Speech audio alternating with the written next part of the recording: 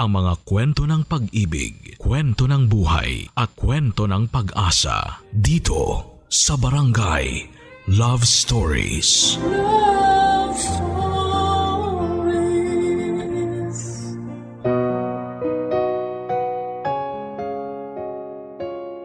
Minsan nakakatanggap tayo ng pagmamahal mula sa mga hindi inaasahang tao.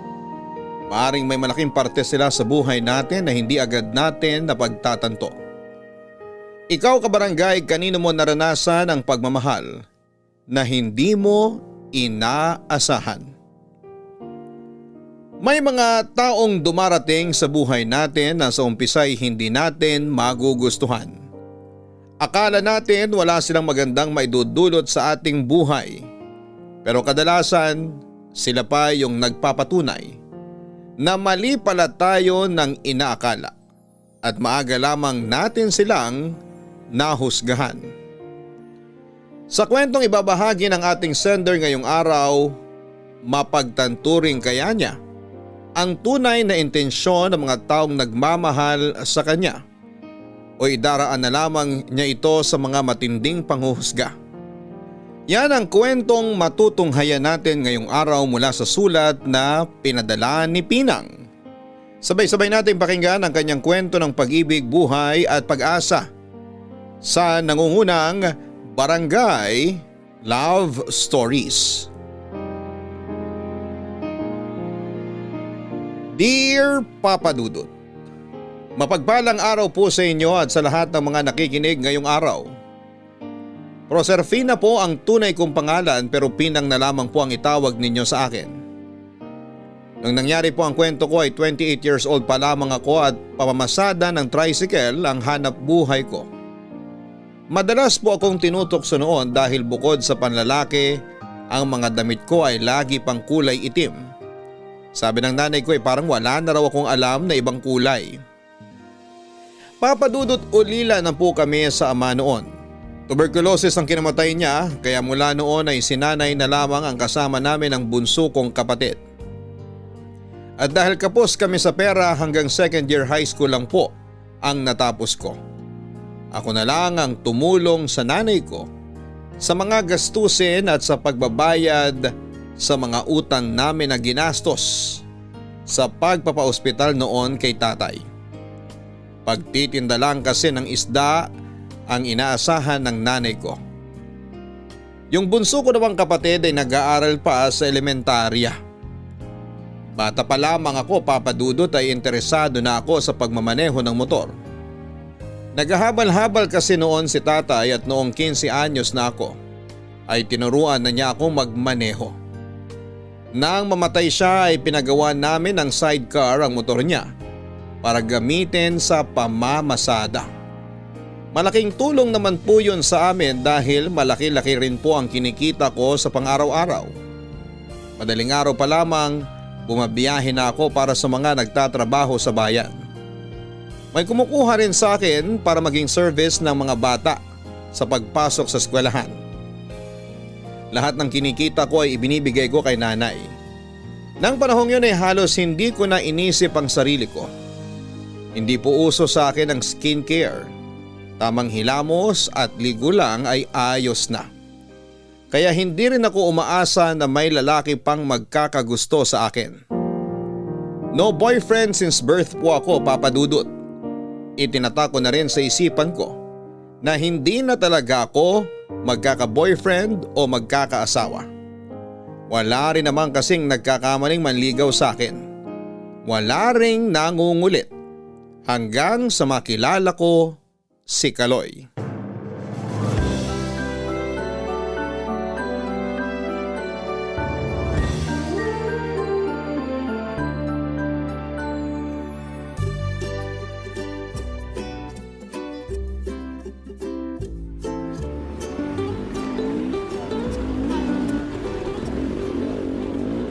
Miss, pasakay!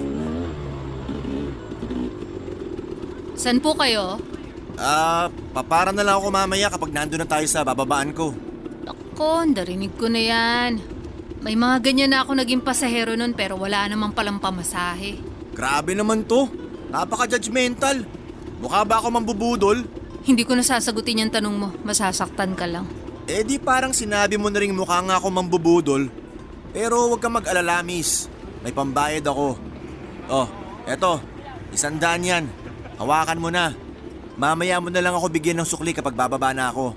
Okay na? Absuelto na ba ako, Judge? Sige na, sakay na. Uy, teka! Saan ko upo? Dito sa may likuran mo. Bakit dyan pa sa may likod ko? Ang lawak naman dun sa loob. Mas masarap kasi umupo rito. Gusto ko yung parang sinasampal ako ng hangin. Kung ako kayang sumampal sa'yo, masasarapan ka pa? Depende. Kung may libreng halik pagkatapos ng sampal, ay, kahit 100 beses pa. Isaltik ka ba? Di ba pwedeng humahanga lang sa'yo?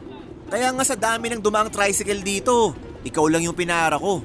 Ikaw lang yung nakakuha ng atensyon ko, kaya isipin mo na lang, lucky charm mo ko ngayong araw na to. Lakas ng amats mo ah. Anong tinira mo kagabi? Hanggang kape lang ako. Hindi amats tong meron ako, kundi ka ba? Lalo na ngayong kaharap na kita. Dami mong sinasabi.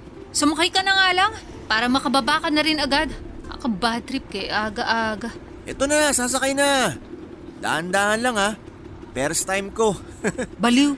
Sa'yo. Pwede bang tumahimik ka na lang? Pag napikon ako sa'yo, babangga ko to sa puno para maalog yung utak mo. Uy, wag naman. Konti na nga lang yung talinong meron ako, mawawala pa. Tsaka delikado. Baka mabawasan kagwapuhan ko. Ikaw? Gwapo? Pambihira. Kung ganyan lang din naman yung gwapo, edi wala nang pangit dito sa mundo. Hayaan mo na yung itsura ko. Ang mahalaga, mukha pa rin akong tao. Ano nga palang pangalan mo? Wala akong pangalan. Pwede ba naman yun? Oo, pwede. Kaya huwag ka nang makulit dyan. Pero may nakapagsabi sa akin, Pinang daw pangalan mo. Tama ba? Ano? Sino naman ang nagsabi sa'yo niyan? Katrabaho ko lang. Tsaka matagal na kitang nakikita dito. Hindi lang talaga ako makatsyempo na magpakilala sa'yo. Matagal na rin kitang nakikita dito. Sawang-sawa na nga ako sa pagmumukha mo eh. Kung ganon, di kilala mo na ako? Kilala lang kita sa mukha kasi lagi kitang nakikita dun sa farm. Kaya alam kong kargador ka ron. Pero wala akong pakaalam kung anong pangalan mo. Napakasungit mo naman. Buti alam mo. Kaya kung gusto mo matahimik yung buhay mo, wag ako yung kulitin mo. Gusto lang naman kitang makilala. Tsaka interesado akong malaman kung bakit lagi kang nakaitim. Broken hearted ka ba? Hindi. Talaga? Hindi pa ako nagkaka-boyfriend. Ano ba? Ako pala yung una kung sakali. Ano? Kapal naman ang mukha mo. Hindi ako magpapaligaw sa'yo, no? Tsaka lumayo-layo ka nga ng konti. Masyado ka nang nakadikit sa akin eh. Kaya nga ako pumwesto rito para makausap kita ng malapitan. Tagal na kaya kitang hinahangaan. Di lang talaga kita malapitan kasi sabi ng mga katrabaho ko, mailap ka raw sa mga lalaki. Alam mo naman pala eh, bakit ka nangungulit? Kasi gusto kong subukan. Huwag mo nang subukan. Di mo kaya. Papadudot kahit medyo foul na yung mga binitawan kong salita nung nagpatuloy pa ang pag-uusap namin ni Kaloy, ay parang hindi man lang siya nasaktan o naapektuhan nito. Hindi ko pa siya lubusang kilala pero tuwing naghahatid ako ng pasahero sa farm, madalas ko siyang nakikita roon kaya nasabi ko na isa siya sa mga trabahador doon. Yun ang unang beses na nagkausap kami pero parang kumukulo ang dugo ko sa presensya niya. Lalo na noong araw na yon. Marami siyang tinatanong tungkol sa akin hanggang sa humaba na yung usapan namin. Nakabot na kami noon sa dulo ng sitio pero hindi pa rin siya bumababa. At nung sabihin niya na paraan niya lamang yon para magkausap kaming dalawa, ay sapilitan ko na siyang ibinaba. Hindi ko na inisip kung may masasakyan siya sa pinagbabaan ko sa kanya, papadudot. Puro pala yan kasi sa parteng yon ng sitio. Ang kaso'y nakonsensya rin naman ako kaagad kaya binalikan ko siya. Lalo tuloy siyang nag-isip ng kung ano-ano. Matapos ang araw na yon ay nakampante na ako na hindi na kami magkikita ulit. Tuwing naghahatid kasi ako ng pasahero sa farm ay hindi na ako nagtatagal pa roon. Hindi naman sa nag-iinarte ako dahil mahirap lang din siya kagaya ko. Pero wala talaga akong planong magka-boyfriend o magkaasawa ng panahon na yon, papadudot. Tungkol naman po sa nanay ko na matagal na ring byuda, hindi na kami umasang mag-aasawa pa ulit siya. Pero isang araw, papadudot, May dinalang lalaki sa bahay si nanay at hindi ko yon nagustuhan. Nay, nandito na po ako. Oh, may bisita pala tayo. Sino siya, Nay? Anak, si Esto nga pala. Kamag-anak po ba natin? Hindi anak. Dito na siya titira. Magsasama na kami. Po? Kapapakilala niyo lang sa amin tapos dito na agad titira? Napaka-advance yun naman po, Nay. Na hindi nga namin alam na may karelasyon na pala kayo eh. Pasensya na kung sisingit ako sa usapan nyo ha. Pero ako na sana yung sasagot para sa nanay mo. Hindi po kayong kinakausap ko. Narinig niyo naman po, di ba? Anak, wag mo namang bastusin ng ganyan si Estong. Maayos siyang nakikipag-usap sa'yo. Hayaan mo na mahal. Nabigla lang siguro yung anak mo. Huwag kang mag-alala. Naiintindihan ko naman. Pero mahal, magsasama na tayo. Kaya hindi pwedeng ganyan yung pakikitungo niya sa'yo. Wala nga po kayo nabanggit sa akin, di ba? Ano to, gulatan na lang? Naman, lagi tayo magkasama dito sa bahay tapos wala man lang kayo nabanggit tungkol dyan. Pasensya ka na anak. Hindi ko rin kasi alam kung paano ko sasabihin sa inyong magkapatid. Iha, pasensya ka na talaga. Wala naman akong masamang intensyon sa nanay mo. Nandito ako para sana makatulong din sa inyo. Pero kung hindi ka komportable na nandito ako, naiintindihan ko naman. Pwede naman akong bumalik muna sa bahay na tinutuluyan ko. Wag na ho. Wala rin naman ako magagawa kung matagal na kayong magkarelasyon. Dito na lang muna kayo. Mag-uusap lang kami ni nanay sa labas.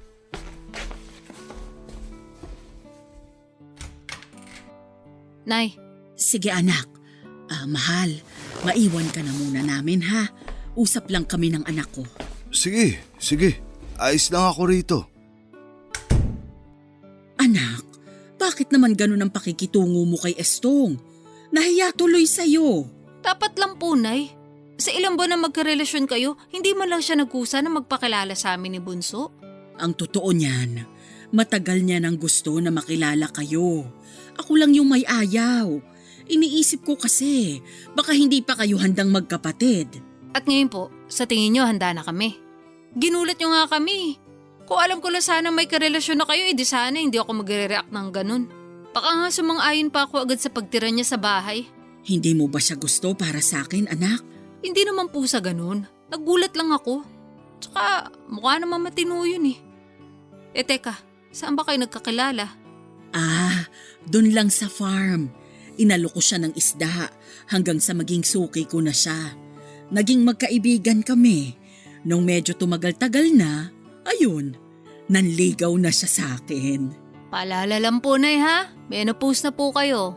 Kaya ikalma nyo yung kuting nyo ha. Ikaw talaga anak. Ano pa bang aalalahanin ko? Hindi na ako mabubuntis. Kaya kahit 100 beses pa namin yun gawin, ayos na ayos lang. Ay naku, Nay, napaghahalataan po kayo. Harot din eh. Hayaan mo na anak. Masaya naman ang nanay. Alam niyo naman po na kung saan kayo masaya doon ako. Sana lang talaga hindi niyo yan pagsisihan. Hindi ako magsisising nagmahal ako ulit at nagkaroon ng katuwang sa buhay anak. Para sa inyo rin ito ng kapatid mo. Kaya alam kong maiintindihan mo rin ako.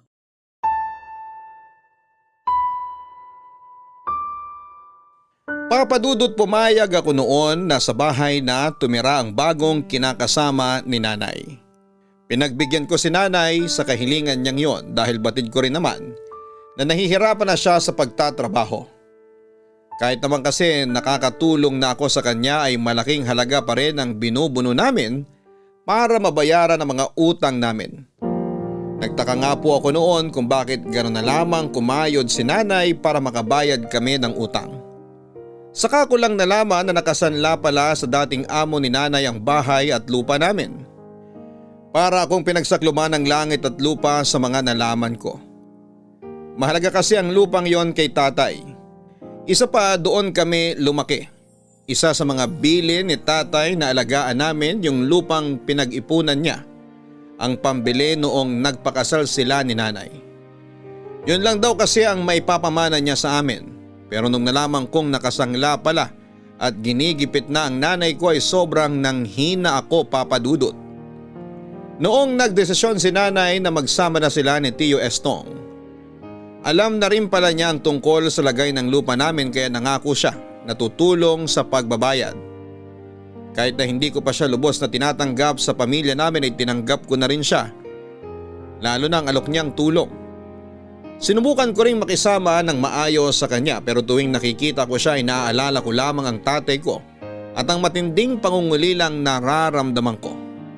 Hindi naman sa hindi ko talaga siya kayang tanggapin bilang pangalawang ama naming magkakapatid. Kinakailangan ko lang talaga noon ng kaunti pang panahon para iproseso ang lahat, Papa Dudut.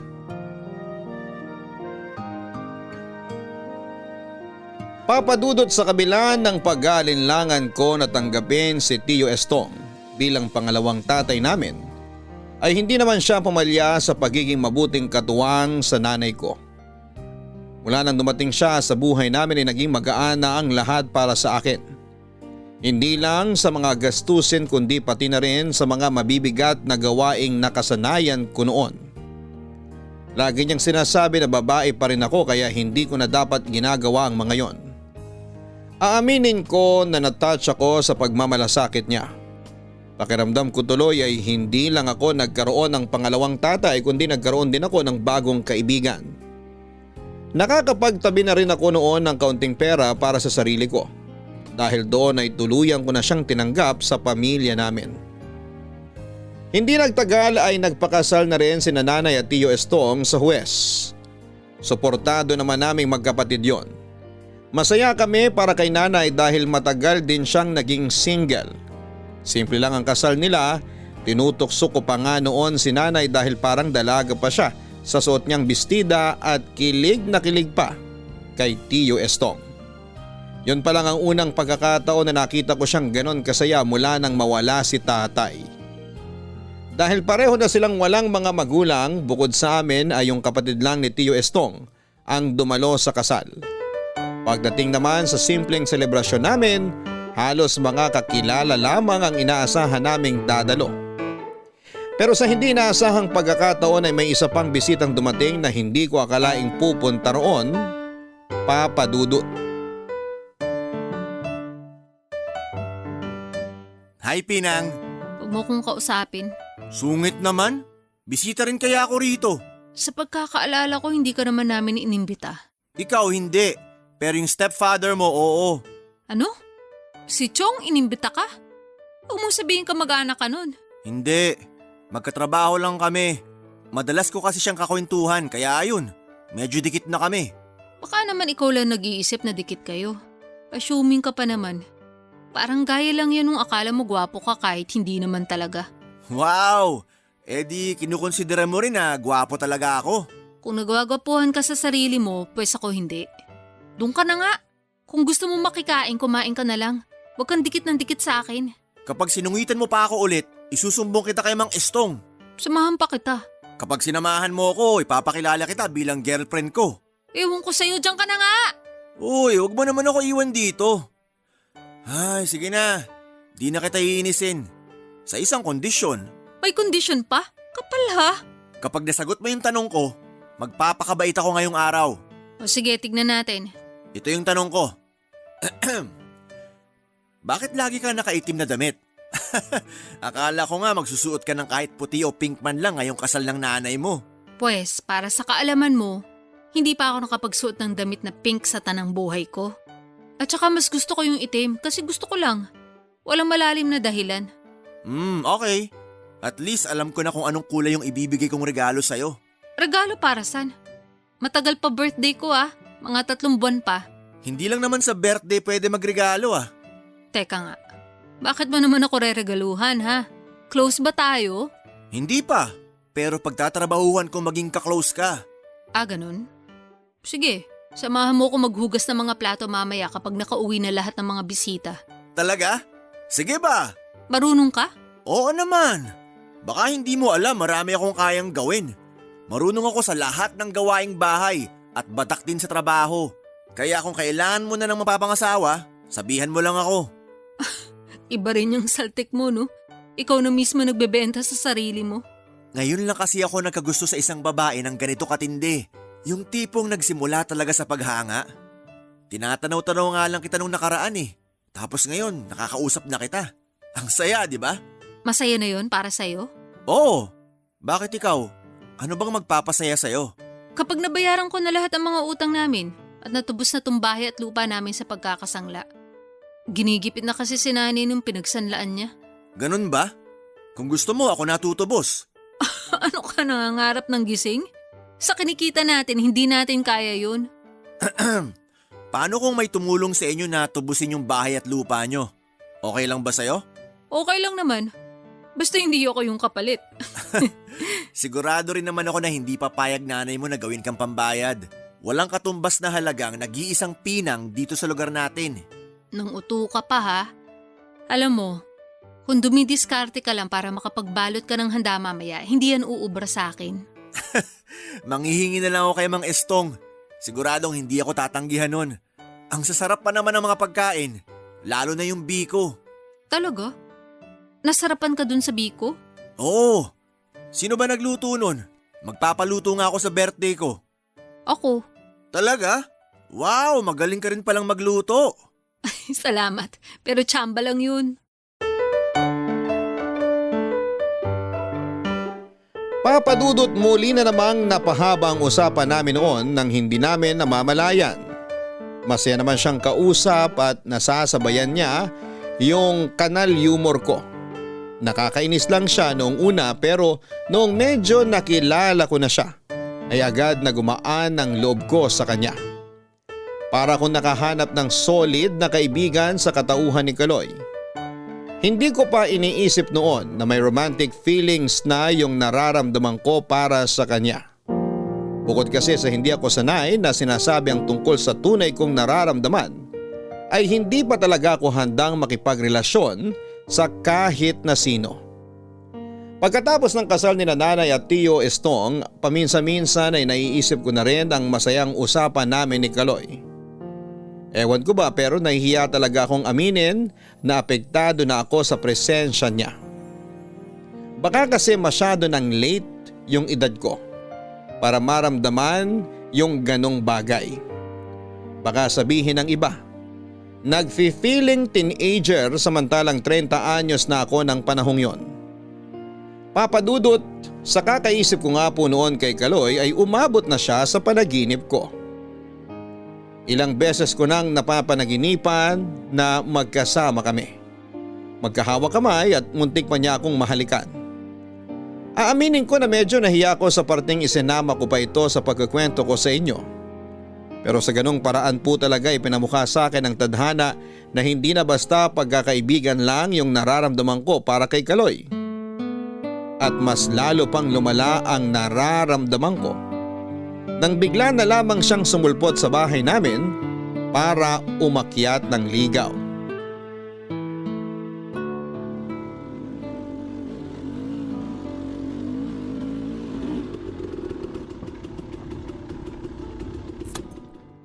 Ay, nakauwi na rin. Teka, sinong katawanan ni Chong sa bahay? Parang pamilyar yung boses ah. Oh, Nak, nandiyan ka na pala. Chong, may bisita pala kayo? Ah, oo. Kanina ka pa nga hinihintay eh. Aakyat yata ng ligaw. Ha? Baka makikikain lang yan, Chong. Huwag kayong nagpapaniwala sa galawan ng kulukoy na yan. Wrong timing po yata ako, Mang Estong. Mauna na po ako. Ha? Sigurado ka ba? Naku, hintayin mo na yung ipinahanda kong pagkain.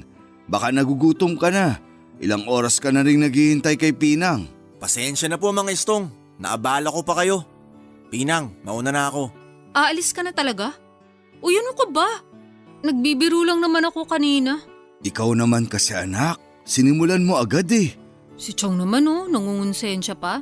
O siya, mag-usap na muna kayo. Titingnan ko lang yung nilulutong pagkain para sa manliligaw mo. Teka nga po, bakit parang aligaga kayo sa pag-aasikaso sa kulukoy na to? Huwag niyong sabihin pumayag na kayong manligaw to sa akin. Ano kasi? Siyempre, bisita pa rin natin siya. Nakakahiya naman kung hindi ko aasikasuhin. Pwede bang ako naman yung kausapin mo? Nagsipilyo pa naman ako bago pumunta rito tapos mapapanisan lang pala ako ng laway. Nak, sige na. Kausapin mo na yan. Sige na nga po. O ikaw, dun tayo sa labas. Papaalisin mo na ba ako? Kaya tayo lumabas? Drama mo, Kaloy. Pagkakita mo kasi sa akin kanina parang gusto mo na akong pauwiin eh. Akala mo lang yun. Bakit ka ba nandito? Huwag mong sabihin na nakikipagkwentuhan ka lang kay Chong halos maghapon na nga kayo magkasama sa trabaho. Ikaw talaga yung dahilan kaya nandito ako. Ha? Ako? Bakit? May iba pa bang pinang na nakatira sa bahay nyo? Pero bakit nga? Gusto lang kitang makita. Alam mo naman maghapon kaming nagtatrabaho. Tapos inaabangan ko kung maghahatid ka ng pasahero dun sa farm. Kaso nangawit ng leeg ko kakatanaw sa kalsada. Wala ka pa rin. Sino ba kasi may sabi sa iyong hintayin mo ko ron? Pero seryoso, maghihintay pa rin ako. Na ano? Na maghatid ako ng pasahero doon? Hindi.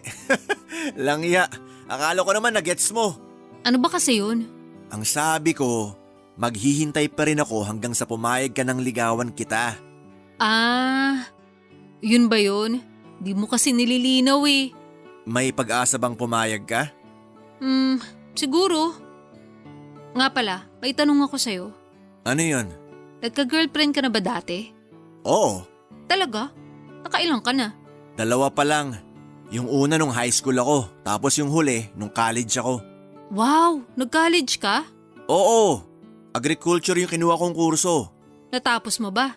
Oo, Kung ganun, bakit mas pinili mo pa rin magtrabaho dun sa farm? Dapat nag-apply ka na lang sa gobyerno o kaya sa mga pribadong kumpanya para mas malaki yung sweldo. Tsaka hindi ka na nabibilid sa araw. Tignan mo, pareho na tayong sunog. ayaw mo nun? Pareho tayong parang tutong sa sinaing? Sa bagay, mas okay na to. Basta wag na lang paaabutin sa puntong kakulay na natin yung puwet ng kaldero namin.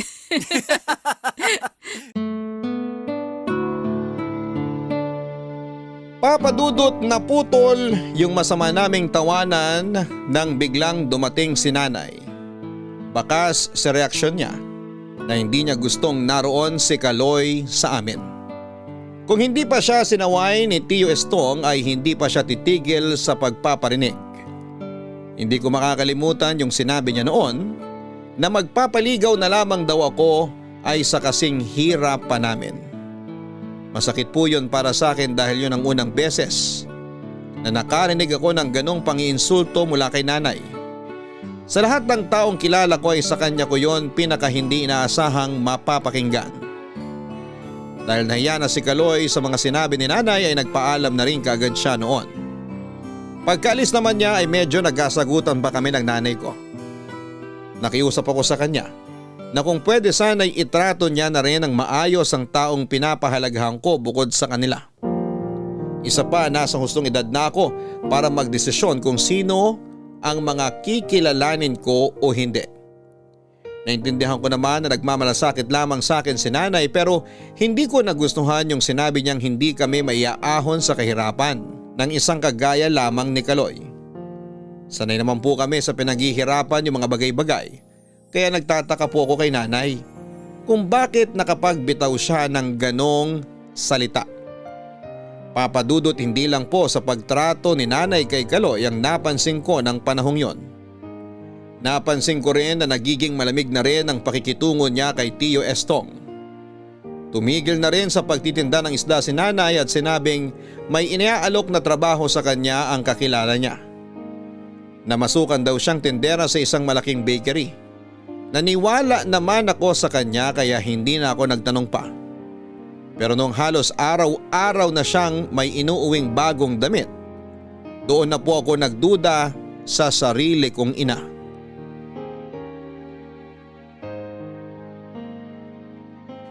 Papadudot mula nang maging malapit kami ng kapatid kong bunso kay Tio Estong, ay madalas na kaming sinusungitan ni nanay. Hindi namin maintindihan noon kung nagsiselos ba siya sa pagiging malapit namin sa taong itinuring na naming pangalawang ama o may iba pa siyang dahilan? Kung noon ay nagkikita-kita kaming lahat pagsapit ng hapon at sabay-sabay ring naghahapunan mula nang maging tendera si nanay, ay napapadalas na rin ang pag-uwi niya ng alanganing oras. Hindi ko na napigilang maawa noon kay Tio Estong. Alam ko po kung gaano niya kamahal si nanay. Tuwing late na umuwi si nanay, inaasikaso pa rin siya at ipinaghahain ng hapunan kahit pagod na sa maghapong trabaho sa bukid si Tio Estong. Dahil sa pagdududa ko sa nanay ko, ako na rin mismo ang gumawa ng paraan para malaman kung may kalokohan siyang ginagawa.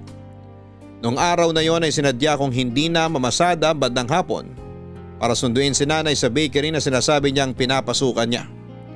Habang naghihintay po ako noon sa tapat ng bakery na pinagtatrabahuhan niya, ay kitang-kita ko ang paglabas niya kasama ang isang lalaking hindi nalalayo ang edad sa kanya.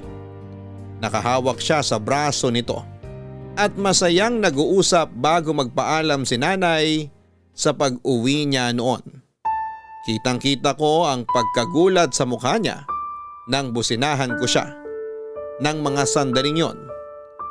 At pag-uwi namin ay hindi ko na napigilan ang emosyon ko, Papa Dudut.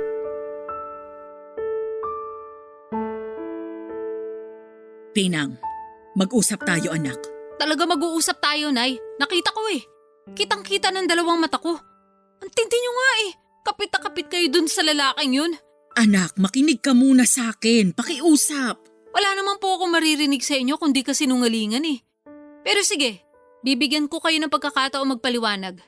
Galingan nyo para maniwala ako. Patawarin mo ko anak. Gipit na kasi ako. Nung natanggap ako sa bakery, kinapalan ko yung mukha ko na manghiram ng pera sa boss namin. Pumayag naman siya. Pero bukod sa pagtitindera sa bakery, may iba pa siyang pinapagawa sa akin. Gaya ng ano? Ano yun, nagkukulong kayo sa kwarto? Yun po ba yung sinasabi niyong trabaho? Oo, totoo. Totoong nagkukulong kami sa kwarto niya habang oras ng trabaho. Pero maniwala ka anak, wala kaming ginagawang kalaswaan doon. Nagpapamasahe lang siya sa akin. Tapos binibigyan niya ako ng malaking tip at kung ano-anong regalo. Dahil lang sa masahe yun? Naku Nay sinasabi ko po sa inyo, hindi ako basta-basta maniniwala dyan sa sinasabi niyo. Wala talaga kaming ibang ginagawa. Nagpapamasahe lang talaga siya ng buong katawan niya. Buong katawan? Oo, pero hindi yun kagaya ng iniisip mo. Eh kung ganun bakit nakahawak kayo sa braso niya? Ang saya-saya niyo pa nga eh. Kung hindi ko lang kayo kilala, mapagkakamalan ko kayong mag-asawa. Gusto niya ako anak. Nakakahiyamang sabihin pero ginamit ko yung nararamdaman niya para sa akin. Para hindi niya ako singilin agad ng utang ko sa kanya. May nangyari na ba sa inyo? Wala! Wala anak! Ay Nay, layuan niyo na po siya. Maawa po kayo kay Chong. Ang bait-bait niya sa atin, lalo na sa inyo. Mahal na mahal ka niya. Kailangan niya malaman yung totoo. Mali mo, matulungan ka pa. Ayoko nang sabihin pa yun sa kanya anak. Nakapagbigay na siya noon ng pambayad sa bahay at lupa natin. Kahit unti-unti. Masyado na siyang maraming nagawa para sa atin. Sapat na yon. Nahihiya na rin ako sa kanya. Kaya ayoko nang dagdagan pa yung iniisip niya. Pero Nay, mali pa rin po na binigyan niyo ng pagkakataon yung boss niyo. Paano kung umasa yun? Paano kung gamitin niya yung utang niyo para wala na kayong kawala sa kanya? Malaking gulo po yung pinasok niyo. Pasensya ka na anak. Huwag ka mag-alala. Gagawang ko to ng paraan. Anong gagawin ng paraan? Chong! May problema ba? Nakauwi na po pala kayo. Mahal. Anong nangyari sa inyong dalawa? Parang gulat na gulat kayo Hindi naman. May kinukwento lang kasi sa akin itong si Pinang. Totoo ba yun, Nak? Baka naman pwedeng ikwento mo rin sa akin. Naku, wag na. Usapang babae lang yun. Ay, opo Chong, usapang babae. Next time na lang ako magkukwento sa inyo Kape po, baka gusto nyo. Ipagtitimpla ko kayong dalawa ni nanay. Ako na lang, Nak. Alam kong pagod ka rin sa pamamasada. Hindi, ayos lang po. Madali lang naman po magtimple. Hayaan mo na si Pinang. Hindi mo rin naman yan mapipigilan. Mukhang pagod na pagod ka, mahal Gusto mo ba ng masahe? Ayos ka lang, anak? May nakaalala siguro sa'yo. Mukhang kinikwento ka na naman ng manliligaw mo. Bukang bibig ka nun sa bukid. Kaya yung mga katrabaho namin, kahit hindi ka pa nakikita nung iba, kilalang kilala ka na sa pangalan. Talaga, Chong? Loko yun ah. Nako naman oh, kunwari pa to. Kinikilig naman. Si Chong talaga nanunukso na naman. Diyan na nga kayo ni nanay, magtitimpla na lang ako ng kape. Papadudot na gets ko naman po kaagad si nanay na ayaw nitong iparating kay Tio Estong ang nalaman ko. Kaya kahit labag sa kalooban kong gawin yon ay inilihim ko pa rin po kay Tio Estong ang katotohanan. Pero hindi ko naman mapigilang makonsensya tuwing nag-uusap kami at wala man lang akong nababanggit sa kanya. Palaging sinasabi ni Chong na mahal niya si nanay kaya ayaw niyang nahihirapan ito o kahit sino sa aming magkakapatid. May mga pagkakataon na gusto ko na lamang sabihin sa kanya ang totoo pero ayaw ko namang ako pang maging dahilan ng pag-aaway nila ni nanay. Papadudot laking tuwa ko naman noon nang tumupad si nanay sa usapan namin. Lumayo na siya sa boss niyang may gusto sa kanya at nakipag-usap na lang ng maayos tungkol sa utang niya. Ginawa naman namin ng paraan na mabayaran yon. Ang kagandahan lang ay hindi ito katulad ng pinagsanlaan ni nanay noon na talagang nanggigipit na. Mas madaling kausap ang amo niya at napapakiusapan pa. Tungkol naman po sa makulit kong manliligaw. Kahit pareho kaming abala sa paghahanap buhay ay gumawa talaga siya ng paraan para magkita kami ulit. Minsan napapadaan siya sa bahay kahit na hindi niya sabihin, alam kong ako ang dahilan ng pagpunta niya roon. Hindi na nagpaparinig sa kanya si nanay dahil nag-usap na kami. At ayos na raw sa kanya kung sakaling papayagan kong manligaw si Kaloy. Kaya naman nang muli kaming magkausap ay hindi na rin ako nagpatumpik-tumpik pa, Papadudot.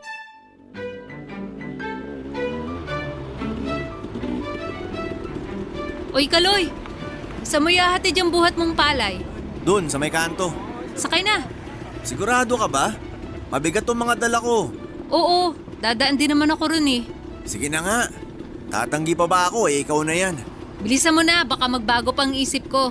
Eto na nga Isasakay ko lang tong palay sa loob.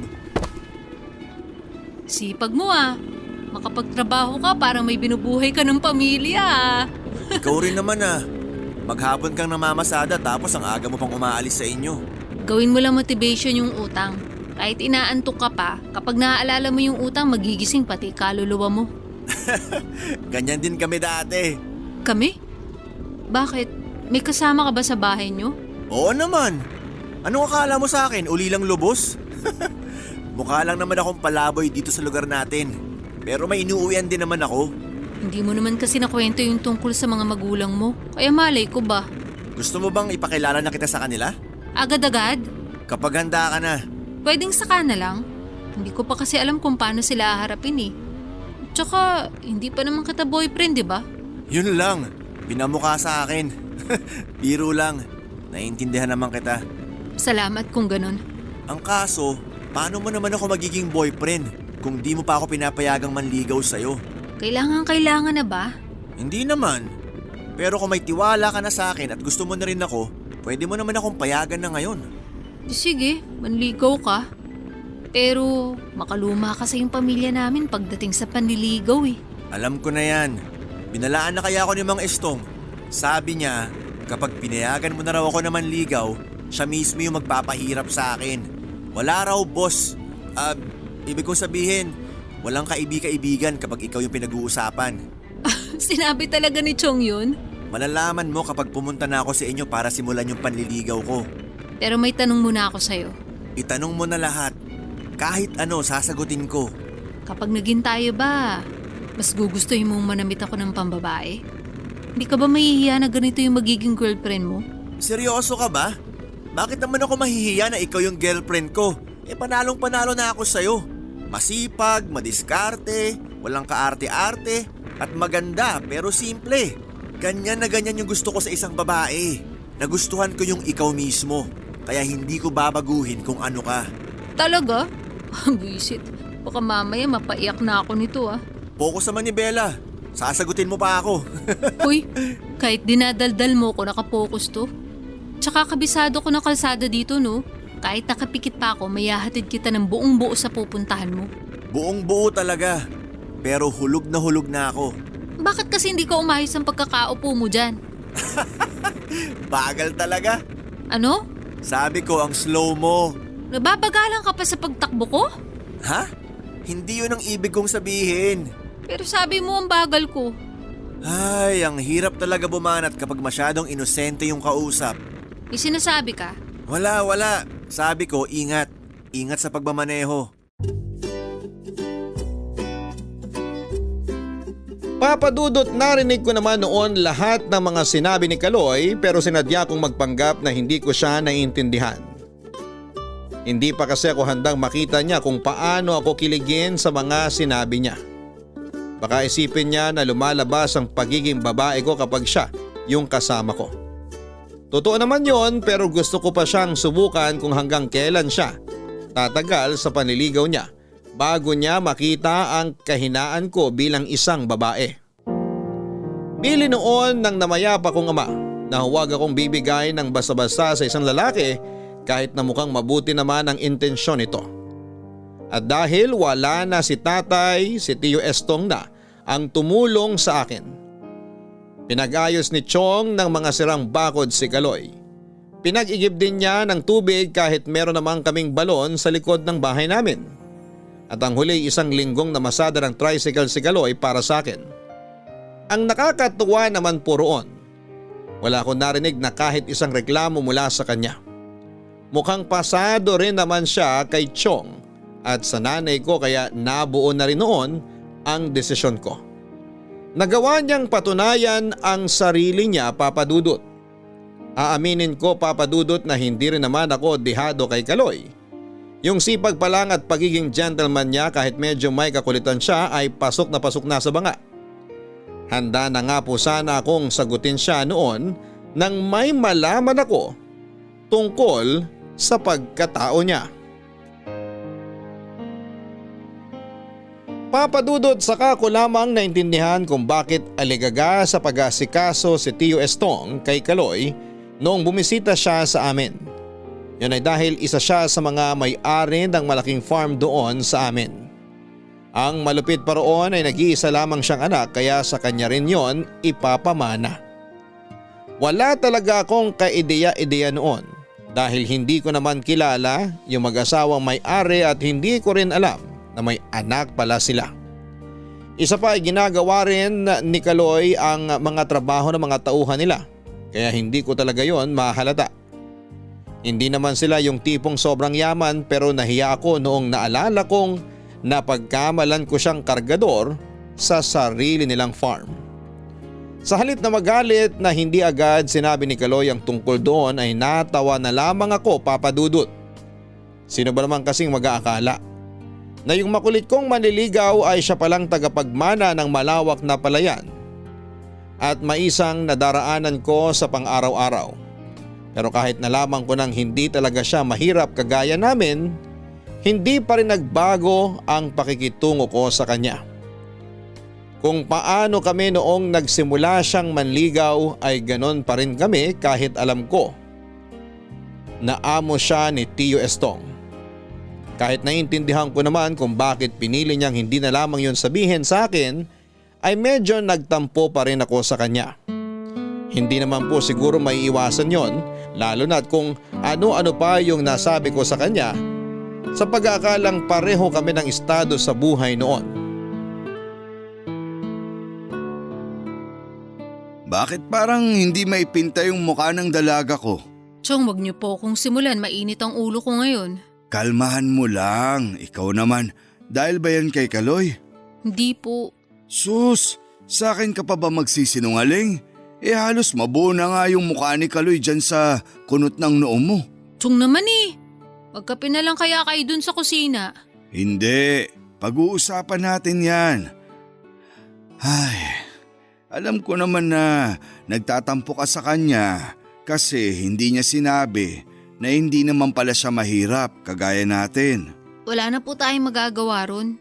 Tsaka hindi naman niya kasalanan na pinanganak siya sa may kayang pamilya at tagapagmana ng malawak na farm. Kahit naman hindi siya maging tagapagmana, hindi rin malayo na magkaroon siya ng sarili niyang farm, anak. Masipag at matalino yung batang yun. Kung ganun lang ako kabata, nako, marami pa akong kayang gawin para umasenso sa buhay. Makapagsalita ka naman dyan, Chong, parang senior ka na. 52 ka pa lang naman eh. Oo nga, pero hindi naman ako kagaya ng ibang kaedaran ko dyan na hindi halata ang edad. Kasi alagang-alaga nila yung sarili nila. Ako, mula pagkabata, babad na sa sikat ng araw at batak na kakatrabaho. Kaya madali rin ako nang hina. Hayaan niyo po, nandito pa naman kami ni Bunso. Kapag dumating yung araw na hindi niyo na kaya ni nanay na magtrabaho, kami naman yung bahala sa inyo. Swerte kaya namin na may tatay kaming ganyang kasipag. Alam kong bihira ko tong sabihin sa inyo, Chong, pero salamat po. Salamat po kasi dumating kayo sa buhay namin. Ay nako, paiiyakin pa ako ng batang to. Paano ko naman kayo hindi mamahalin? Pareho kayong mabait ng kapatid mo. Mabait po pagtulog. Nak, mukhang may bisita ka. Si Kaloy oh. Anak ng kuting naman oh.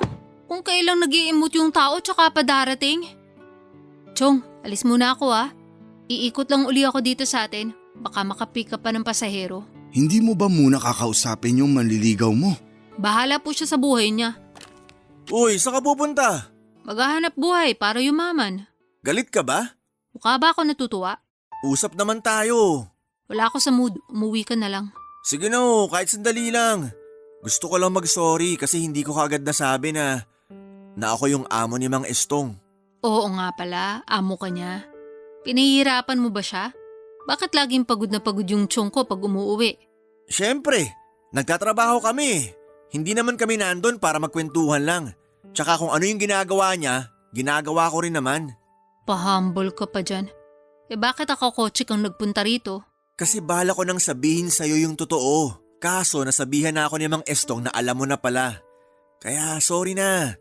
Hindi naman ako yung sobrang yaman na tagapagmana ng malaking kumpanya. Kagaya ng nababasa mo sa pocketbook. Kaya huwag ka na mag-isip ng kung ano-ano dyan. Kahit na, hindi pa rin tayo bagay. Itong iabab na nasa harapan mo hindi marunong mag-ayos sa sarili. Parang walang ibang alam na kulay na damit kundi itim at sunog ang balat sa sikat ng araw. Hindi ako magugustuhan ng nanay at tatay mo para sa'yo. Paano ka naman nakakasiguro dyan? Kasi may kaya kayo tapos mahirap lang ako. Galing din sa hirap si nanay at tatay kaya hindi ka nila huhusgahan. Tsaka kung ikaw, di mo naaalala naging pasahero mo na sila, ikaw tandang-tanda pa nila. Alam mo ba na sila talaga yung unang dahilan kung bakit kita nagustuhan? May kinikwento kasi sila na babaeng tricycle driver dito sa atin na maingat magmaneho at maalaga sa mga senior. Kahinaan ko yung mga magulang ko, Pinang. Kaya kapag may gumagawa ng mga bagay na ginagawa ko sa kanila, lumalambot ka agad tong puso ko. Naaalala ko na sila. Meron nga ako na isakay na mag-asawa nito mga nakaraang buwan lang. Isang beses ko lang sila naging pasahero pero malay ko ba na sila pala yung mga magulang mo? Yan yung isa sa pinakanagustuhan ko sa'yo. Kahit hindi mo alam yung estado sa buhay ng mga taong nagiging pasahero mo, patas mo silang tinatrato. Pues, para lang din sa kaalaman mo, kahinaan ko rin yung mga mahal ko sa buhay kaya kita nagustuhan.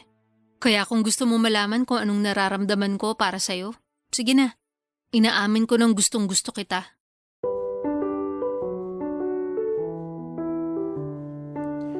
Papadudot hiyang-hiya ako noon sa ginawa kong pag-amin kay Kaloy.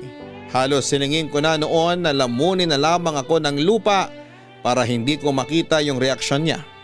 Pero dahil magkaharap lang kami noon ay wala na akong naitago pa kay Kaloy. Parang bulang naglaho yung tampo ko sa kanya noong nalaman kong pareho kami ng kahinaan. Natouch pa ako sa mga sinabi niya at doon ko nakita kung gaano niya kamahal ang mga magulang niya. Sa totoo lang ay nasa kanya na po lahat. Kaya hindi na ako nag-inarte noon. Kahit na siga pa rin akong kumilos at panlalaki kong manamit, matapang kong inamin na pareho lang kami ng nararamdaman sa isa't isa. Aaminin ko nung una, inisip ko talaga na medyo alangan talaga kami sa isa't isa. Dahil sa estado namin sa buhay, pero tuwing iniisip ko kung paano kami nagsisikap sa buhay sa kabila ng pagkakaiba namin, mas nangingibabaw yung pagmamahal ko sa kanya, Papa Dudut. Mas nangingibabaw lahat ng nagustuhan ko sa kanya bilang Kaloy na napagkamalang kong kargador. Sinagot ko na siya noong araw ding yon, kaya inimbitahan na niya ako sa bahay nila para ipakilala sa mga magulang niya. Pwede ka nang huminga. Kanina ka pa kabadong-kabado ah. Ramdam ko yung lamig ng kamay mo kanina. Bakit kasi hawak ka ng hawak sa kamay ko? Bawal na ba maging sweet sa girlfriend ko? Proud lang naman akong ipakilala ka sa mga magulang ko kanina. Kita mo naman gustong gusto ka nila. Kulang na nga lang, magpalit na sila ng anak eh. Akala ko kasi mas gusto nila yung mga babaeng mainihin tsaka yung malumanay magsalita. Hindi gaya ko na walang preno yung bibig. Buti pa nga yung tricycle meron. Hindi mo naman kailangan magpakababae ng sobra sa harap nila. Kung alam mo lang, pareho lang kayo ni nanay nung dalaga pa siya. Talaga? Oo, nakwento yun sa akin ni tatay. Pero nung nabuntis na niya si nanay, ayun, biglang naging… Ano na nga yung sinabi mo kanina? Abab? Oo, babae yun. Binaliktad lang. Pero seryoso, nagbago talaga ang kilos at pananamit ng nanay mo nung pinagbubuntis ka na niya? Oo, kasi syempre buntis. Kailangan magsuot ng bestida para komportable. Hanggang sa makasanayan na niya. Iniisip ko nga kung… Kung ano, pabitin ka pa eh. Paano kaya kung ikaw naman yung nabuntis? Ano? Bakit naman pagbubuntis agad yung nasa isip mo? Doon din naman tayo papunta kapag ikinasal na tayo. Kasal? Hoy, teka lang. Kumalma ka naman. Kakapakilala mo lang sa akin sa mga magulang mo, kasal na agad? Tapos kanina, nasa pagbubuntis ka na, hinihinay lang. Baka himatay na ako dito. Cute mo talaga. Cute mo mukha mo. Halika na, iuwi mo na nga ako para makapagpalit na ako ng damit. Kinakati ako dito sa bestidang pinahiram ni nanay. Ganda kaya niyan. Bagay sa'yo, parang natutulog lang. Ay, ito naman, nakapamalo agad eh. Kaya palang ngisi-ngisi ka kanina kasi natatawa ka sa suot ko. Bakit naman kasi hindi mo sinabing mukha pala akong ibuburol dito sa dress na pinasuot ni nanay? Nakakainis ka. Nahiya na kasi akong sabihin sa'yo. Iuwi mo na nga ako. Ito na nga po, ma'am. Iuwi na kita. Uy, sorry na. Hindi naman talaga totoong mukhang pangburol yung suot mong dress. Ikaw lang naman yung iniisip ko eh. Mukha kasing hindi ka komportable na suot yan. Mas gugustuhin ko pa nga magbarong na lang eh. Pareho lang din naman ng tela. Masyado ka yatang nape-pressure kanina. Sorry ah. Hayaan mo na. First time ko kasi maranasan yung ganun. Nasabi ko naman sa'yo dati na hindi pa ako nagkaka-boyfriend, di ba? Oo, kaya nga naiintindihan kita. Sa susunod nga kahit nakapambahay ka lang pagpunta sa amin, ayos lang eh. Tsaka na-appreciate ko talaga na nag-effort ka pang magsuot ng dress para ngayong gabi. Ngayon lang kita nakita na iba yung kulay ng suot na damit. Ginawa ko lang naman talaga to para sa'yo. Kaya nga wag ka na magtampo. Binibiro lang naman kita kanina para mawala na yung kaba mo. Effective naman, di ba? Pero may napansin talaga ako eh. Ano na naman? Babaeng babae ka na kung magtampo.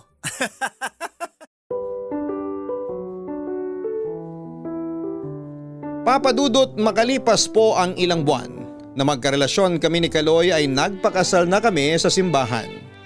Sinagot ng mga magulang niya ang lahat ng gastos dahil matagal na raw hinihintay ng mga ito na magpakasal ang nag-iisa nilang anak.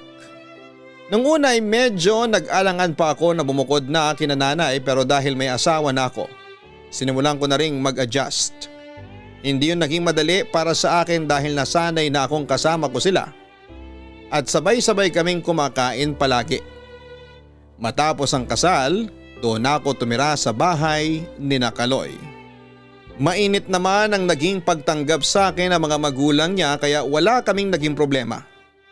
Pero kahit mag-asawa na kami, itinuloy ko pa rin ang pamamasada ng tricycle para makapag-abot kina nanay kahit papaano. Inihinto ko na lamang yon noong ipinagbubuntis ko na ang panganay namin ni Kaloy. Tungkol naman sa mga utang namin Kahit anong pagtutol namin ay tinulungan kami ng asawa ko na mabayaran ang lahat ng yon para wala na raw inaalala pa sina nanay at Tio Estong. Ang katwiran niya mag-asawa na kaming dalawa kaya magtulungan kami sa mga bagay-bagay, lalo na kung may kinalaman sa pinanggalingan naming pamilya. Papa Dudut, hanggang ngayon ay buo at matibay pa rin ang pagsasama namin ng asawa ko. May 3 anak na rin po kami ngayon kaya wala na kaming mahihiling pa. Hanggang dito na lamang po ang kwento ko, Papa Dudut. Marami pong salamat sa inyong lahat na bumubuo ng Barangay LS. Pagpalain po sana kayo palagi. Ang inyong forever kapuso at kabarangay,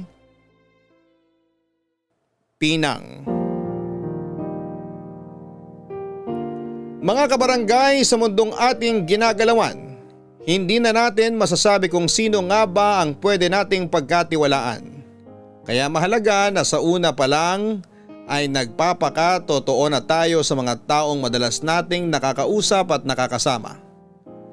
Ang pagpapakatotoo kasi at ang pagiging mabuting tao ay parang gintong butil na ipinunla na pwede nating anihin sa hinaharap. Kapag hindi tayo nagpakita ng kahit na anong pagpapanggap sa mga taong ating nakakasalamuha, hindi magiging mahirap para sa atin ang makisama sa iba. Gaya na lamang ni Pinang na nagpakatotoo, hindi lang sa lalaking mahal niya, kundi pati na rin sa mga taong mahalaga sa kanya. Kaya naman sa kabila ng kaibahan niya sa ibang kababaihan ay minahal siya ng mga taong nakapalibot sa kanya. Hanggang sa muli, ako po ang inyong si Papa Dudut sa mga kwento ng pag-ibig, buhay at pag-asa sa Barangay Love Stories number 1. Mga kwento ng pag-ibig, kwento ng pag-asa at mga kwento ng buhay dito sa Barangay Love Stories. Love Stories. Sabay-sabay nating pakinggan ang iyong kwento ng pag-ibig, buhay at pag-asa. Ipadala lang sa barangaylovestories@yahoo.com. Nagustuhan ng iyong napakinggan? Ituloy yan via live stream sa www.gmanetwork.com/radio.